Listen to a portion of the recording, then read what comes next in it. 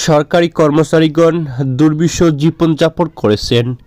দ্রব্যমূল্যের চাপে তারা নিত্য সামগ্রীর বাজারে তারা মূল্যস্ফীতির অষ্টাগত সম্প্রতি মহার্ঘ ভাতা প্রদানের সিদ্ধান্ত হতে সরকার সরে এসেছে এমন সংবাদ পত্রিকা বরাতে পেয়ে জেলায় জেলায় মানববন্ধনের ডাক দেওয়া হয়েছে। জেলা মানববন্ধন 2025।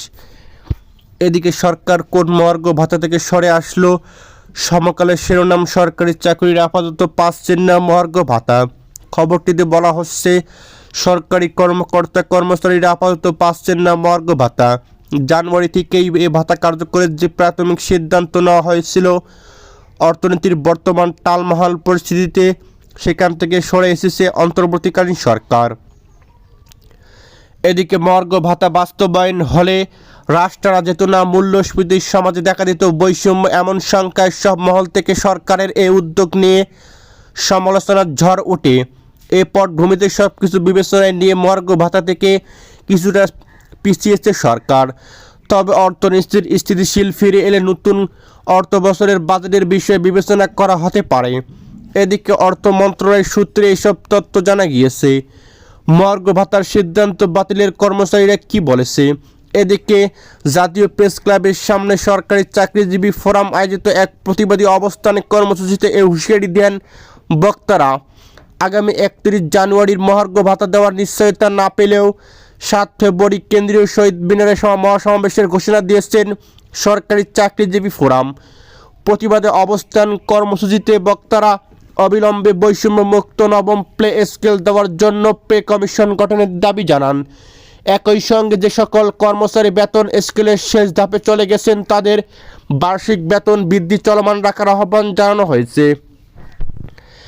এদিকে শুধু বেতন নয়, আর কি একই ধরনের শিক্ষাগত যোগ্যতা ও নিয়োগ পরীক্ষার উত্তীর্ণ হওয়া সত্ত্বেও নতুন বেতন স্কেল নবম গ্রেড নন ক্যাডার ও ক্যাডার কর্মচারীদের প্রবেশ পথে যথাক্রমে নবম ও অষ্টম গ্রেডের বেতন নির্ধারণের বড় বৈষম্য সৃষ্টি হয়েছে। এতে প্রশাসনের সর্বক্ষেত্র চরম হতাশা ও ক্ষোভের সৃষ্টি হয়েছে। এদিকে প্রধানমন্ত্রীর বৈষম্যহীন সম্মানজনক বেতন স্কেল নীতির কারণে প্রথম শ্রেণী, দ্বিতীয় শ্রেণী, তৃতীয় শ্রেণী ও চতুর্থ শ্রেণীর কর্মচারী পরিচয় প্রথা বিলোপ করে গ্রেড ভিত্তিক কর্মচারী পরিষদের প্রথা প্রবর্তন করা হলেও বৈষম্যহীন সম্মানজনক বেতন স্কেল প্রদানের নীতির প্রতিফলন ঘটেনি। এদিকে নবম পে স্কেল বাস্তবায়নের আগে অন্তর্বর্তীকালীন সরকারি কর্মচারীর জন্য 50% মহার্ঘ ভাতা প্রদান সহ 7 দফা দাবিতে আমরা প্রস্তুত। আগামীকাল ঈশ্বরদী উপজেলার মধ্যে এমন এর আশেপাশে যারা বিভিন্ন দপ্তরে কর্মকর্তা আছেন সকলকে মানববন্ধনে অংশগ্রহণ করে দাবি জোরালো করার আহ্বান জানানো হয়েছে। এদিকে সরকারি কর্মচারীদের 7 দফা দাবি কি বর্তমান বাজারের মূল্যের সাথে বর্তমান বেতন ভাতা কোনোভাবেই খাপ খাওয়ানো যাচ্ছে না।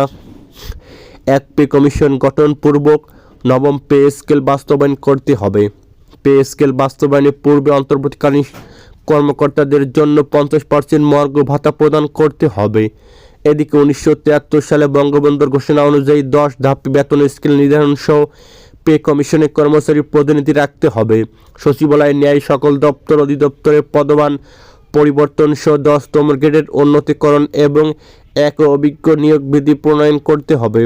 টাইম স্কেল সিলেকশন গ্রেড পূর্ববহাল সহ বেতন জ্যেষ্ঠতা পুনর্বহাল বিদ্যমান গ্র্যাজুয়েট অনুযায়ীদের সরকারি প্রাথমিক বিদ্যালয়ের প্রধান শিক্ষকদের আপিল বিভাগের রায় বাস্তবায়ন সহ সহকারী শিক্ষক বেতন নিয়োগ বিধি 2019-এর ভিত্তিতে 10তম গ্রেডে উন্নতকরণ ও অধস্তন আদালতের কর্মচারীদের বিচার বিভাগ সহায়ক কর্মচারী হিসেবে অন্তর্ভুক্ত করতে হবে। আউটসোর্সিং পদ্ধতি বাতিল পূর্বক উক্ত পদ্ধতিতে নিয়োগকৃত উন্নয়ন খাতের কর্মচারীদের রাজস্ব খাতে স্থানান্তর করতে হবে। ব্লক পোস্টে কর্মচারী সহ সকল পদে কর্মকর্তাদের পদোন্নতি বা 5 বছর পর বেতন স্কেলের উচ্চতর গ্রেড প্রদান করতে হবে। এদিকে বাজার মূল্যের ঊর্ধ্বগতি ও জীবনযাত্রার ব্যয় বৃদ্ধির সাথে সমন্বয়ে পূর্ব সকল ভাতাটি পুনর্নির্ধারণ করতে হবে। চাকরিতে প্রবেশের বয়সসীমা 35 বছর ও অবসরের সময়সীমা 62 বছর নির্ধারণ করতে হবে। এদিকে পে স্কেল ঘোষণা কেন জরুরি? সংবাদ সম্মেলনে লিখিত বক্তব্যে মুখ্য সমন্বয়ক বলেন, সর্বকালের সর্বশ্রেষ্ঠ বাঙালি বঙ্গবন্ধু সোনার বাংলায় বৈষম্য মেনে নেওয়া যায় না। দ্রব্যমূল্যের চরম ঊর্ধ্বগতিতে ও পরিবারের ভরণ পোষণের ব্যয়ভুক্ত প্রার্থনের অর্থ মাসের 15 দিনেও চলা সম্ভব হয় না। এদিকে 5 বছর পর পে স্কেল প্রদানের প্রথা চালু থাকলেও 2015 সালের 8ম পে স্কেল প্রদানের পর দীর্ঘ 7 বছর অতিক্রান্ত হয়েছে। এ পর্যায়ে কর্মচারীদের 9তম পে স্কেল সহ ভাতাদির অগ্রগতি দূর করার প্রথা ছিল।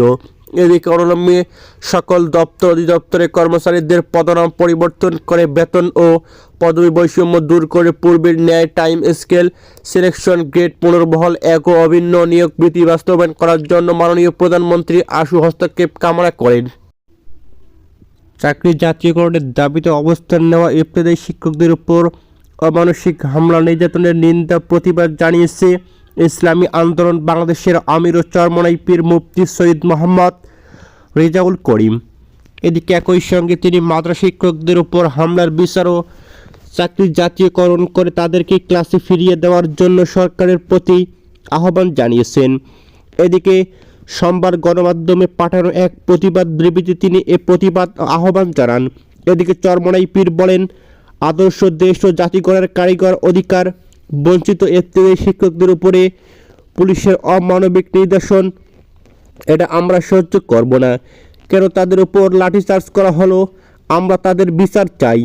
এদিকে চরমনাই পীর বলেন, আদর্শ দেশ ও জাতি গড়ার কারিগর অধিকার বঞ্চিত ইবতেদায়ী শিক্ষকদের উপর পুলিশি হামলা নির্যাতনের ঘটনা অমানবিক ও মানবাধিকার লঙ্ঘনের শামিল। মুফতি রেজাউল করিম বলেন, আওয়ামী ফ্যাসিবাদের পালিয়ে যাওয়ার পরেও আইনশৃঙ্খলা রক্ষাকারী বাহিনীর সদস্যরা গতকাল যেভাবে নারী শিক্ষক ও বয়োজ্যেষ্ঠ শিক্ষকদের উপর হামলা পড়ে যে নির্যাতন চালিয়েছে তা দেশবাসীকে হতবাক করেছে। একটি সভ্য দেশের আইনশৃঙ্খলা রক্ষাকারী বাহিনী এমনভাবে হামলা নির্যাতন করতে পারে না। তিনি বলেন, ইবতেদায়ী শিক্ষকদের উপর হামলা ঘটনা তদন্ত করে এই জুলুমের সঙ্গে সম্পৃক্তদের আইনের আওতায় আনার জনদাবিতে পরিণত হয়েছে। আগামী দিনে যাতে এমন ঘটনা পুনরাবৃত্তি না ঘটে সেজন্য সরকারকে সতর্ক থাকতে হবে।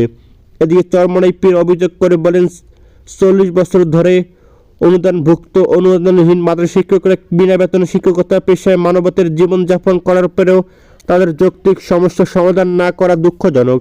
অতীতের সরকারগুলো এগুলো সমাধান না করে আকণ্ঠ দুর্নীতিতে নিয়োজিত থেকে নিজেরা আঙ্গুল ফুলে বটগাছ হয়েছে।